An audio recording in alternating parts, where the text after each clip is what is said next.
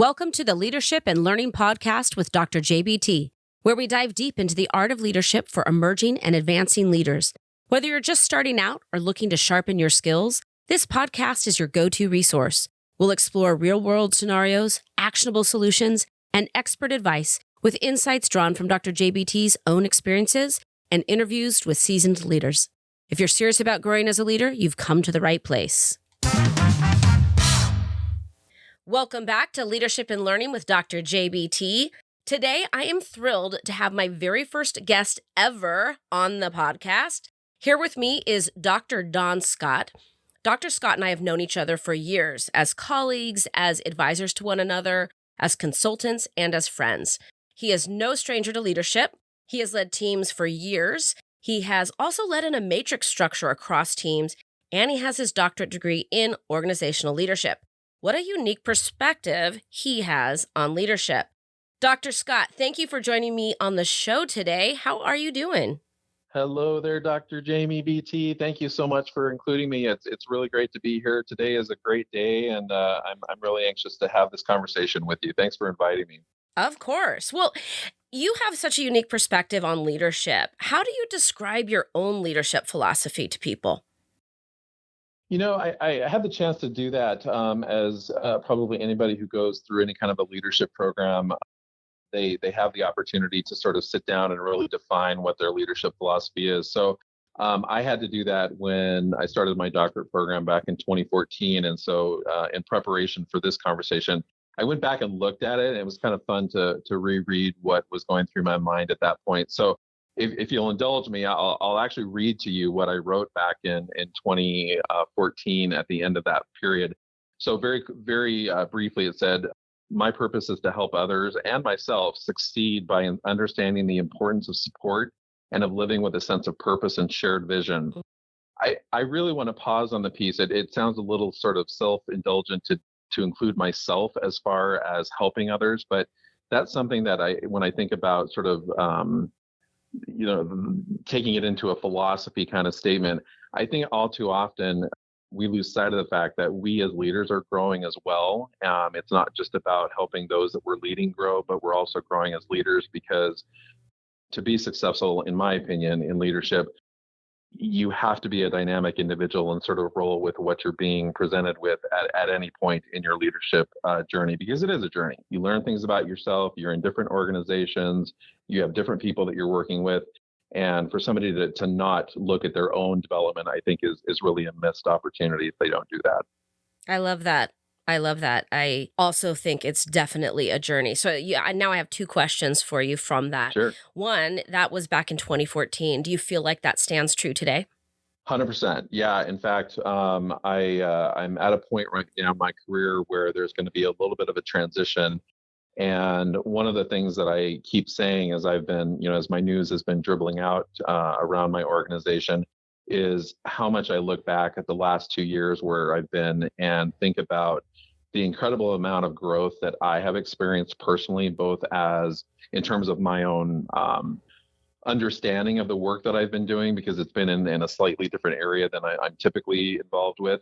But more so because I inherited a staff when I first came in that was they were going through a lot of transition, and it was a tough time to come in. And I've had to really work on, and that was not what I expected when I came into the job. I've really had to work on getting us together as a team, more so than doing the work that I thought I was being hired to do in terms of what I was hired as far as the job title. So it's been a really interesting journey for these last 2 years. And I can say, as I look back, that purpose that I read to you just a minute ago very much holds true, because it really has been my North Star with everything that I do in terms of working with people. That's right along lines of my second question, which is, well, what have you learned lately? If that leadership development piece is key and true to who you are as a constant, what have you learned? And it speaks to what you just shared with the last 2 years in this role. If you had to kind of make it a statement in terms of what you learned that really stood out, what was that? It's a great question. I think the thing that I would learn would share in terms of what I've learned is that leadership in a lot of respects, from my perspective, is somewhat about getting out of the way And I've done some reading in the not too distant past that really sort of speaks to that idea that, a leader, we've all seen the graphics about, are you pulling the group, or are you pushing the group, or are you walking beside them? It really, in my mind, I think the thing that I would say I've been successful with here is that I've learned that you have to identify the strengths that each individual on your team brings to the table and personalize the way that you lead them based upon who that person is, all the while identifying where are the opportunities for them to grow. And when you provide those opportunities, whatever those might look like, this is where the getting out of the way comes into play, is that, it's the difference between, in my mind, leading and micromanaging. To me, getting out of the way is you help the person, you challenge them, you offer the support that they need to be able to make mistakes and explore the growth that you believe that they're capable of making. And sometimes you have to sort of instill some confidence that they do have the ability to grow. And that's certainly been what I've experienced here in some respects, is really identifying that somebody may not even have the confidence in themselves to realize, I do have the ability to have some impact. I do have the ability to learn new skills. And most importantly, I want to. And that's I think the trick, is getting somebody to a point who wants to continue to grow and knows that you're there to be that, call it a cheerleader, call it an advocate, call it what you will, but they know that you're in their corner, but that you're not in their way. You're simply helping them get to where they want to be. Okay, so now I'm going to put you on the spot because Sure. you have painted a beautiful picture of leadership that I think we all want. When I'm interviewing people for leadership positions, they're like, I want to develop people, I want to invest in others. And there's this kind of like ideal state of leadership. And you just described it. But what do you do when you step into a situation where someone doesn't trust you? Someone doesn't want to learn from you or get that guidance or grow. They might have a fixed mindset or a bad experience with a boss previously. What do you do Mm-hmm. then? Well, that's exactly what I walked into, and I love it. I will tell you that has really been I'll call it a 1.5 year journey, but I'll say it's a 2 year journey because I'm at that point. And I say that with somebody in mind, because that was exactly what I experienced. Was this there was really some trauma that that person had experienced from what had happened before I arrived, and there was this sort of closed off wall that had been put up between us. I certainly tried to overcome that with everything that I typically try to do when I work with, when I enter into a new organization and I inherit new people.